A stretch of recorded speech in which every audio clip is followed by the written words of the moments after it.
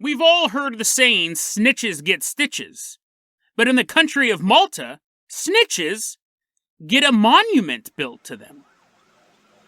And then we travel to Ohio to meet a haunted VW bug that has one mission: stop teenagers from having sex. Today on Dead Rabbit Radio.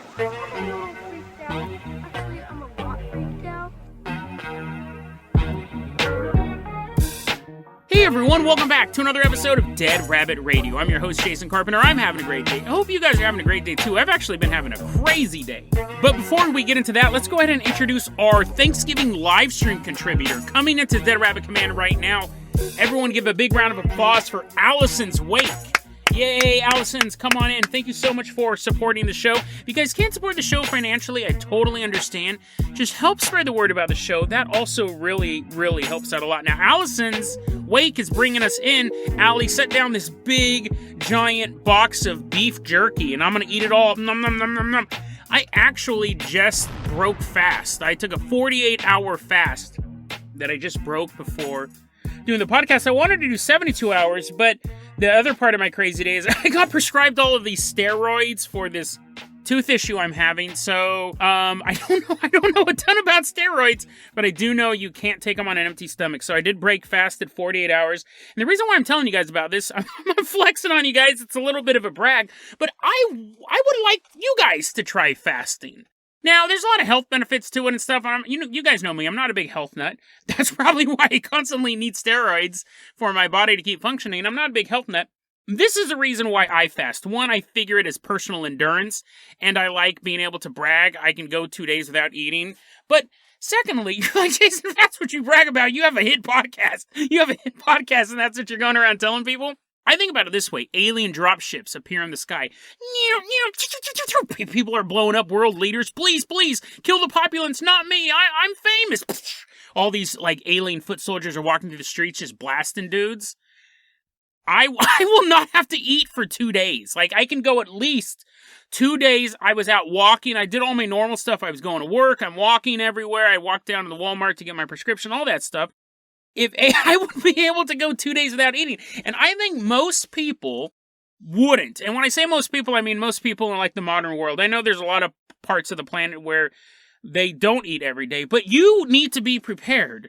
You need to be prepared when President Joe Biden begs for the aliens not to kill him. That may happen. So if you're not, this is actually like, I think Alex Jones is always trying to sell you supplements. I'm trying to sell you nothing.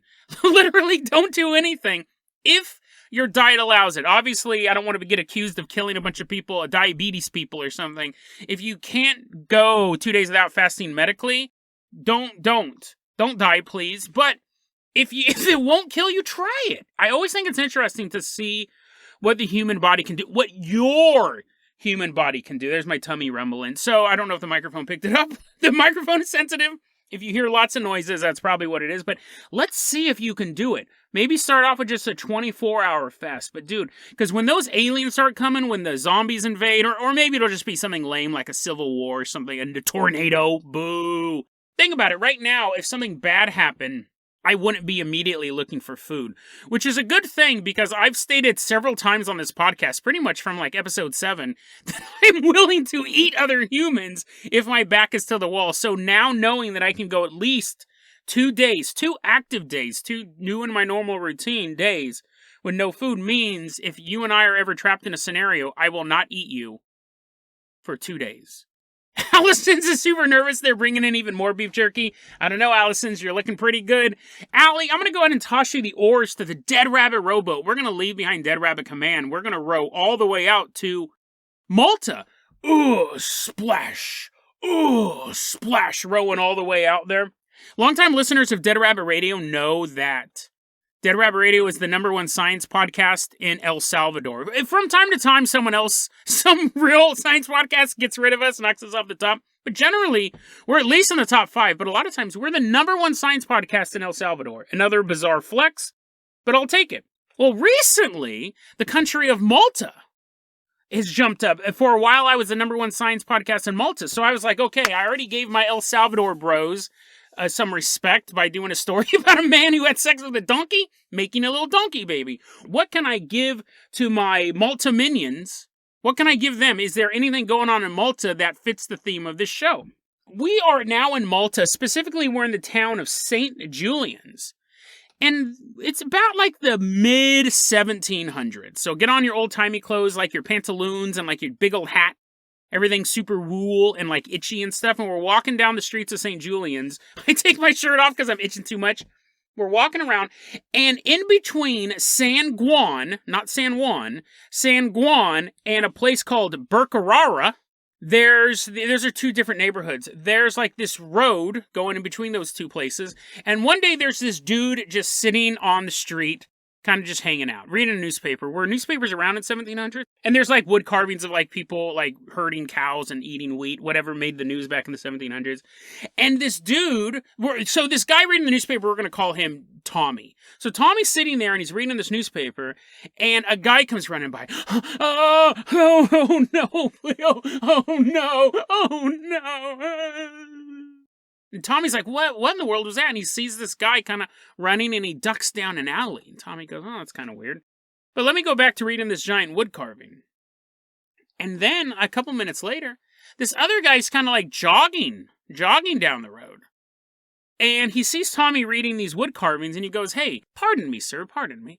Sorry to interrupt your news reading, but did you happen to see some dude run by?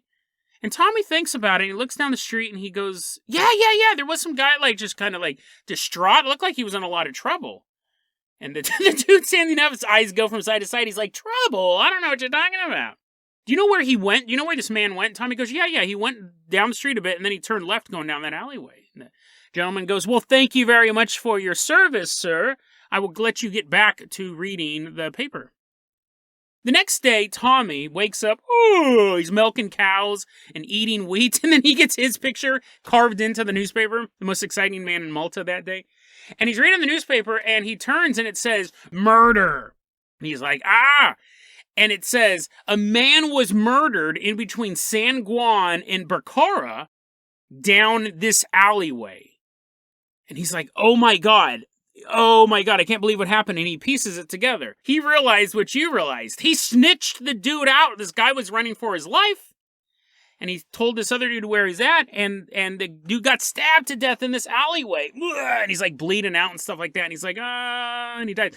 Now, why Tommy didn't hear the man getting brutally murdered down the street, I don't know. There's some questions I have about this story. But this story is so famous in Malta that not only did they build a giant monument, you know, in America, at least when there's a car accident, they'll put like a little cross in the road, a little wooden cross, and teddy bears by it and stuff like that. It's like that, but it's made of stone. It's permanent. It's about 15 feet tall. At the top is a crucifix. It's this giant pillar. And even today, people put like flowers by it. People stop and use it as this monument. It's called Rajt Ma Rajtx. Smajt smash. Now, if you are one of my listeners from Malta, you can go ahead and correct me, because I can guarantee there's some weird letters in there. There's some X's in there. I don't know if the X is silent. But what this means in English is, this pillar is called, I saw, I didn't see, and I heard, I didn't hear. So basically, keep your mouth shut. If you see something, say nothing. The story's very famous, the monument's very famous, and at one point you kind of think maybe this is an urban legend, maybe this pillar was here and someone made up the story behind it. No, this is very well known in Malta culture. There's actually a pop song about it written by a dude named Tony Camilleri, and the name of the song was I Don't See, I Don't Hear, and it just basically is like, here, let me read you some of the lyrics. I live in punishment, I live because I did not control my tongue. I didn't see it, I didn't hear it. This is the warning written on the wall. I didn't see it, I didn't hear it. See what you see, hear what you hear. Don't talk to anyone. Don't talk to anyone.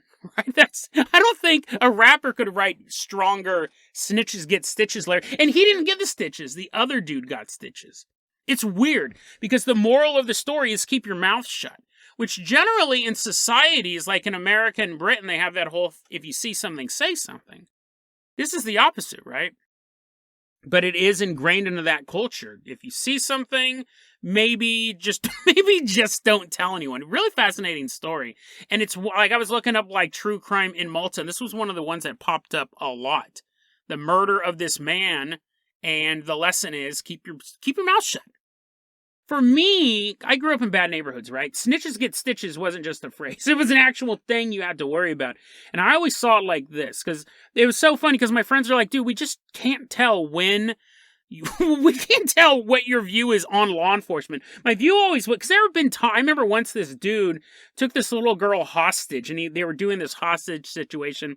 It was, where was this? It was in Arden Fair, I think, out in Sacramento. And the cops had surrounded the apartment complex. They were there for 2 days. Everyone was watching it on the news. And I go, you know what? Those cops must be awfully thirsty. So I went and got like 2 or 3 24-packs of soda. I got 2 24-packs of soda and a 24-pack of water. And I pulled up to the line of where all the police were, and I went to go give him the sodas, and the officer goes, I appreciate that. I think he took some waters. He goes, I appreciate that, but we solved it. Everything's good. And I was like, oh, okay. And then as I'm driving home, the radio was like, the police, what they did was they got a sniper, and they were able to have all the infrared stuff to see through the wall. I mean, he was holding like a 3-year-old girl hostage for like 2 days, and the sniper shot a bullet right through the wall and blew his head off right in front of the kid. I mean, the kid was going to be traumatized either way, but they shot him through the wall. They could see him through the wall. And so, yeah, they didn't need sodas. They're all going home to their families. So on that, like, nobody's pro holding 3-year-old kids hostage. But there's I had other interactions with the police that were far less friendly overall. So my goal was this, is that I think it's wrong to snitch. If you're part of a criminal enterprise and you get caught and snitching reduces your sentence, you're going to get stitches. If you're part of a criminal enterprise and you're making money off of that criminal enterprise, but they start blowing you off, or they start sleeping with your girlfriend or something dumb and you snitch on them, snitches get stitches. That's on you. If you're a civilian, if you're outside of an organization or you have nothing to do with the money making, and you're driving home and you see a crime, that to me was never snitches get stitches. Now that depended on the particular gangster who was involved in that situation. For me, snitches get stitches is that, where you're working with them. There are other times I've obviously dealt with law enforcement because I see someone doing this, someone doing that. What was it? Probably a couple weeks ago, some dudes were beating some woman up and some random guy outside a bar. I called the cops. I'm 45 years old. I'm not going to go out there and tussle with a bunch of 19-year-olds, a bunch of drunk 19-year-olds in the middle of the street. I'm not going to do that. I walk outside. These guys are beating up this dude and this girl. The dude and the girl are holding their own, honestly, and I just doot. Hello, yeah, this is, they know me, the cops know me, yeah, this is Jason, hey, I got to fight, oh, never mind, everyone's getting in their car, blah-da-da-da-da, and then I talked to the girls for a bit, and that was that.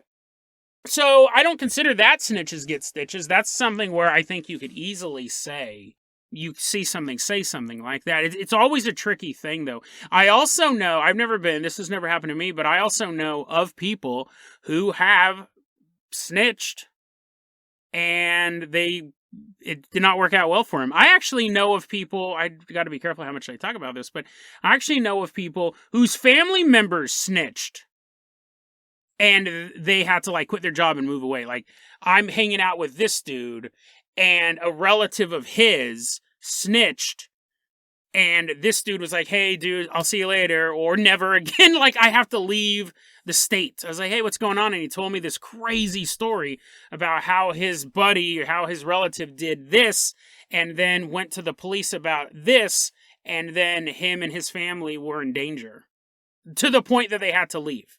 People were trying to actively kill them, because something that is relevant. So it's always an interesting, I mean, when you're on the outside, it's interesting. I hope that friend of mine is doing fine. But yeah, that was years ago. So yeah, snitches get stitches is a famous phrase. In Malta, it's the opposite. Keep your mouth shut. It's just an interesting story. It's keep your mouth shut. And that's not what your government would want. I'm surprised this story is still around. It seems counterintuitive that the government would want to keep this story around. But Allisons, I'm going to give you the keys to the Carpenter Copter. We're leaving behind Malta. We're headed all the way out to Ohio. And as we're headed out there, I want to do a really, really quick Dead Rabbit Recommends. Speaking of alien invasions, this is kind of why I was thinking about alien invasions. I watched the dopest movie. I've watched a lot of great movies recently. This one I just watched like 2 days ago, and it jumped to the top of my list of movies I wanted to talk about. It's a Netflix exclusive. It's a Netflix exclusive movie starring Michael Pena, who's been in like everything. He's just this great character actor. He's been in a ton of movies. It's called Extinction. And I love alien invasion movies when they're done right. Same thing I love about zombie movies or pandemic movies, because it's about the end of the world, asteroids coming down, all this type of stuff, and how people are dealing with the end of the world. And it's a great alien invasion movie with a twist. Michael Pena is kind of like a dad on the cusp of a failing marriage. His kids don't like him. He works at like some CERN-type laboratory as like an engineer. And he begins to have dreams, visions, of an alien invasion. He keeps seeing people just getting shot in the streets and all these drop ships coming down in the cities and people just getting gunned down, and he's at work and he has a vision of himself like beating someone to death with his hands. He's having these horrible visions about the future, and his wife is just like, listen, you're just going crazy. Please get this treated. Me and the kids can't deal with this anymore. So he goes to the psychiatrist's office. And while he's in the office, there's another patient sitting next to him there, like in the waiting room. And the other dude turns to Michael Pena and goes, "You're not crazy. I see the aliens too.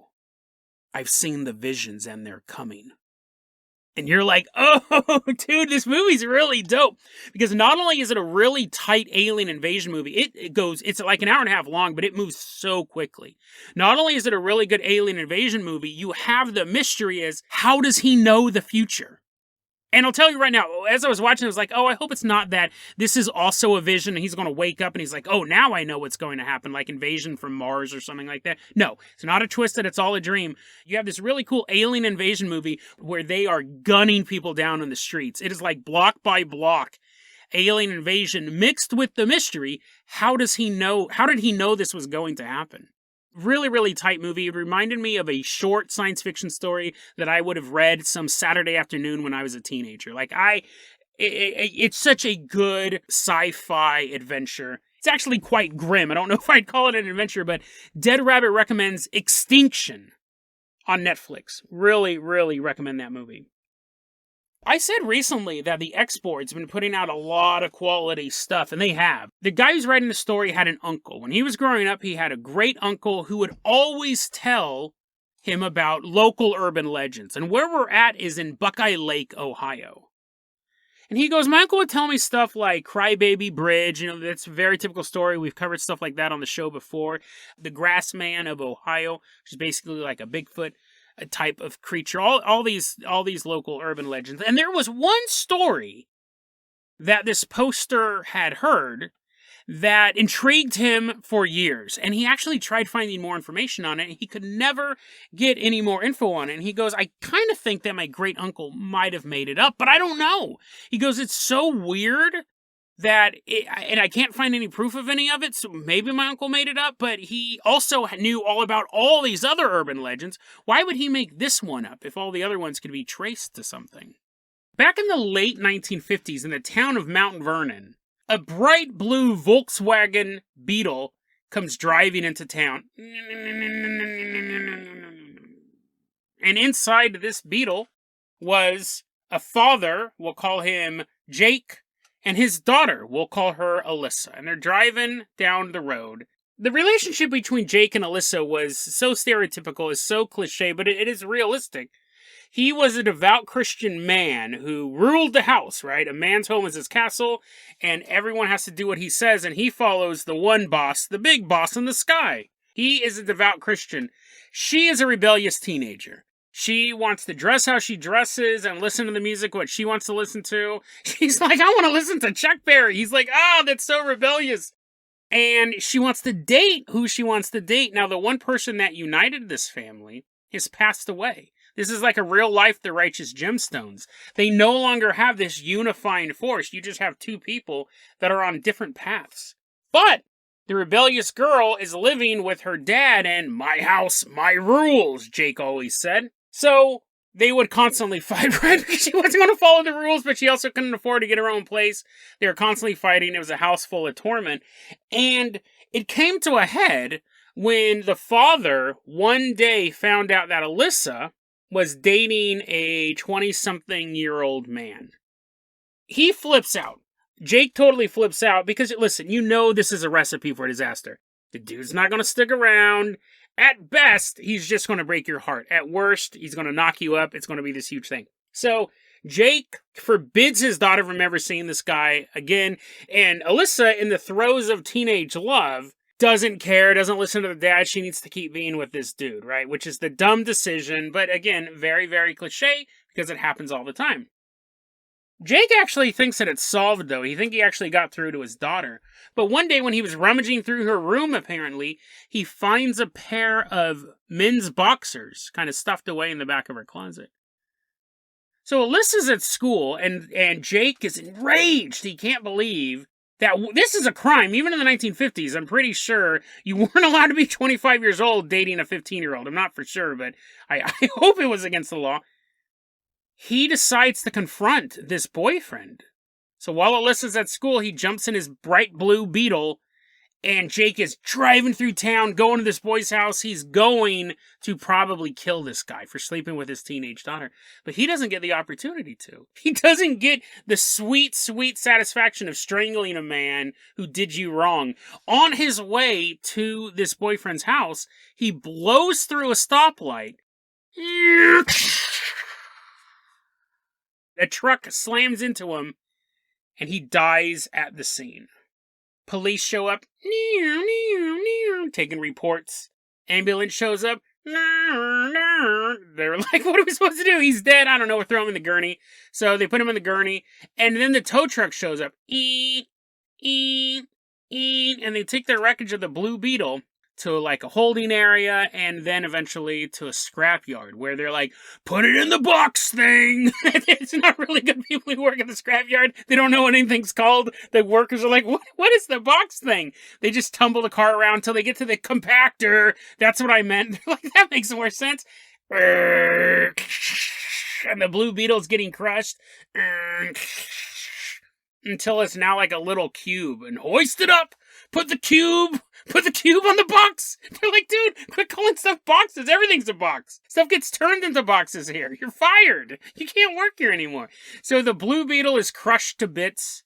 And the story of Alyssa, we never really know what happens to her. Did she stay with her boyfriend? Was she overcome with emotion at the loss of her father? Does she decide to dedicate her life to Christ? We don't know any of this stuff. Because that would involve character development and human interest. Instead, the story goes like this.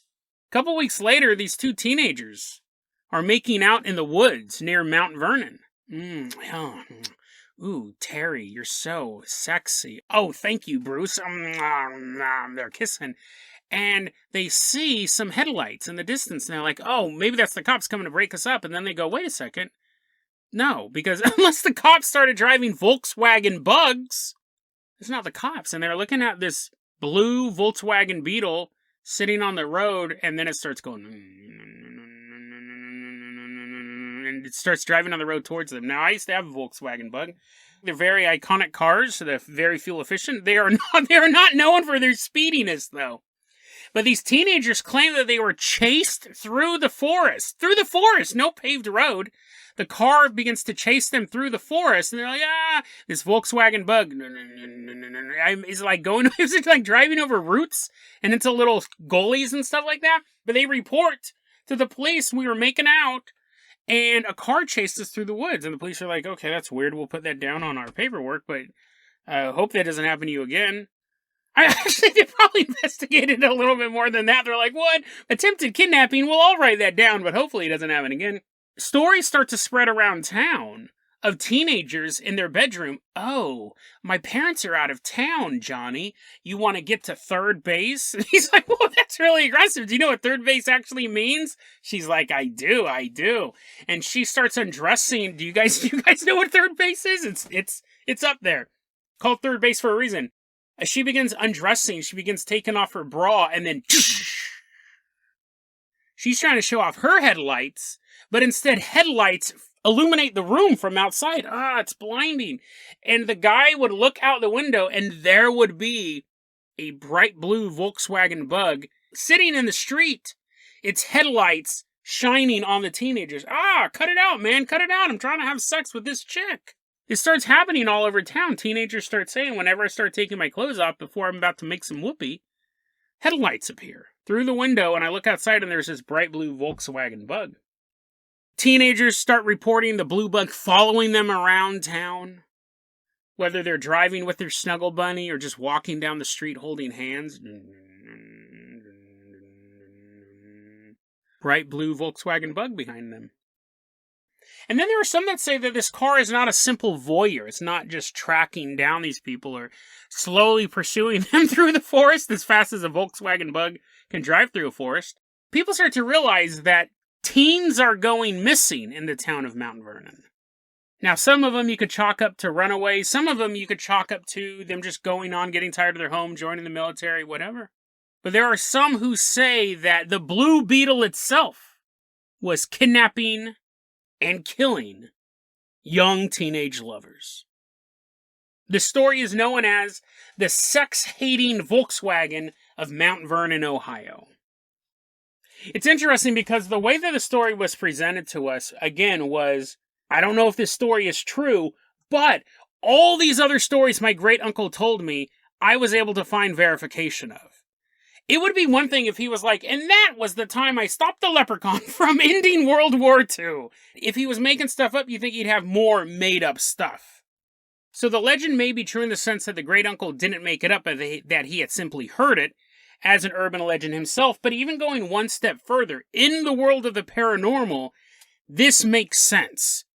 This is something that could happen in the world of the paranormal because it's really fascinating. Because what we have is a vengeful spirit. The father who was really what he was trying to do, yeah, he was probably a little overbearing, but at the end of the day, he was trying to save his daughter. She was in a relationship with a much, much older man who was taking advantage of her, right? So, despite that he might have come down a little heavy-handed, he wasn't going to go murder the guy, we have a man who feels like he has to do this to take care of his family, and he dies in that rage. He dies in that moment, so a vengeful spirit, a wraith, totally fits with ghost lore as we know it. And if the car itself, the mechanical structure of the car, was possessed by a ghost, we see that as well. Not necessarily with cars, but we see dolls possessed by ghosts and paintings possessed by ghosts. I have a friend who says that her lamp is possessed by a ghost. It's not really her lamp. She bought it from a thrift store. But the point is that the idea of a ghost possessing an inanimate object is very, very accepted within the paranormal lore. But remember, this car was destroyed. This is a really interesting story because we have a vengeful spirit taking the form of the car. It was almost like he had infused the physical being of this vehicle with his rage. So when he returned to Earth as this spirit, it wasn't him just walking around town, which, to be honest, wouldn't be super intimidating. I mean, okay, if I was trying to have sex in the woods with some hot chick and some dude starts walking towards me, I'm going to run. I'm going to get her, take her, and I run away. But it would be far more scary, right, to be chased by, maybe not chased by a Volkswagen Bug, but chased by a car. Remember that old movie Wraith was kind of about that? It was about the guy who died in the car accident and then drove around running people over. It was a really good movie. Who was in it? Like Richard Grieco or Robert Downey Jr. or somebody? Anyways, you did recommend Wraith. I saw it when I was 12. Maybe it still holds up. The idea of a ghost taking the form of a car, chasing people down, this all fits with the lore. So while the story may have been made up, it's possible that it was real. And when we go back to the 1950s, if this was something that teenagers were reporting, obviously it sounds really, really dumb. So no parent is going to take this seriously. And actually, now that I think about it, they wouldn't be reporting this, right?